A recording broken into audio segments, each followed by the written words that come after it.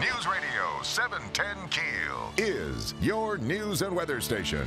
How's your back? Bus just rolled over you, Congressman John Fleming. Hang on a second. Good morning, Congressman John. How are you today? Hey, good morning, guys. Doing great. Joining us for a couple of seconds this morning is our Congressman John Fleming, our representative in the House of Representatives. Earlier in the show, in the 6 o'clock hour, we had for a couple of minutes State Treasurer John Kennedy on, and we were talking about, the FEMA stuff and the flood damage and a couple of other things, and he had this to say, about you. Frankly, I'm very disappointed in our Congressman Fleming. I just think he ought to go there if he's got to go camp out on the door of the White House and say, now, look, we've had some serious damage down here, and it's not just the home. Okay, Congressman, your response firstly. Well, before I respond specifically to his allegation, remember that Treasurer Kennedy has indicated he has interest in running for the same Senate position that I'm angling for. And so even though he's not reelected as treasurer yet, he's already begun to campaign for another position. And I find that very interesting. And remember, he ran for Senate twice, once as a Democrat and lost against Senator Vitter, and then he ran once as a Republican, changed his party affiliation, ran against Landrieu, and lost then, too. So he's a two-time loser. More politics, you think?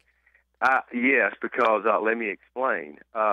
We received notification that, and it was sent directly to the governor's office and then relayed to us, that our area was deemed a federal disaster area because of the impact on roads and bridges and generally the infrastructure. However, we were not able to show that we met the threshold for individual disaster assistance from FEMA. Now, remember, if you have FEMA insurance, you're covered, and so that wouldn't apply. It would only apply to people who don't have FEMA insurance, and we always encourage people, if you're in a flood zone, get that insurance. People complain about having to buy it. What was the threshold for our area? Well, that's what we're trying to find out. The letter does not indicate that. It's a complex formula. They have a matrix for that. It depends on the size of the area and many other factors. So basically, what has to happen now is the governor has 30 days to issue an appeal, and we're going to be helping him with that. But this idea, this notion that I can camp out on the White House grounds, of course, I'd be thrown off the White House grounds, even if I could get in through the gate. That's never been done before, and I'm disappointed that Treasurer Kennedy would suggest such an idiotic sort of idea.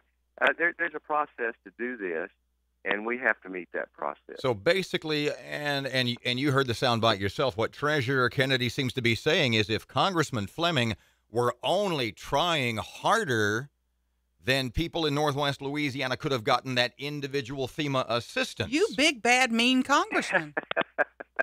Well, but here's the other part of the story. Remember that if it doesn't meet that threshold, it is up to local communities in the state to handle individual assistance. So that falls squarely into John Kennedy's lap. And so my question is, why isn't he doing his job on this? He was also critical of the river projections and essentially said the federal government missed the mark. Which was something you had been also. Have we done anything to fix that? Well, I had my slide ruler out, and I guess I just didn't get that crest prediction correct. No, what happened was I spoke with the office down in I believe it's Slidell or Metairie that makes those projections, and what he said was that it's been something like 70 years since we've had that much water come down the Red River, and he said our predictions were off. He said there were 40,000 cubic feet of water more than what their prediction was.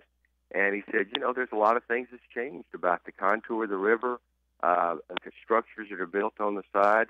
And he said, now we have a much better model. Unfortunately, you have to have a flood to find out how to predict the next flood. Well, pardon me just a second, Congressman, but Senator Vitter had been critical of those predictions also. Were you kind of Are you kind of letting them off the hook for missing the mark? No, well, no, I'm just telling you their explanation. No, I think that what they do is they have hundreds, if not thousands, of sensors all along the way that measure the size and the depth and the width of the flooding. And no, I think they could have done a better job. I'm just passing along to you their explanation. And certainly, in fact, they predicted it a second time. Remember, we had a second crest, and they over-predicted. They predicted it would go higher than what it actually went. So it's clear that they need to brush up on their science, or we need to improve the science. And I think we need to hold them accountable for that. Okay, Congressman John Fleming, if you need to camp out at the White House, Camping World is now the sponsor of the Independence Bowl, and they can probably hook you up with a nice RV. That would be great. And look, if you guys can get me a pass, because I can't get into the grounds of the White House any more than anybody else. So if you can get me a pass, to be perfectly honest, Congressman John, I would take that as a badge of merit myself. Well, I guess your campaign for Senate is off and running. Are you announcing it officially this morning? Well, again, my campaign is contingent upon Senator Bitter's success winning the mansion in Baton Rouge, which it seems inevitable he's going to do.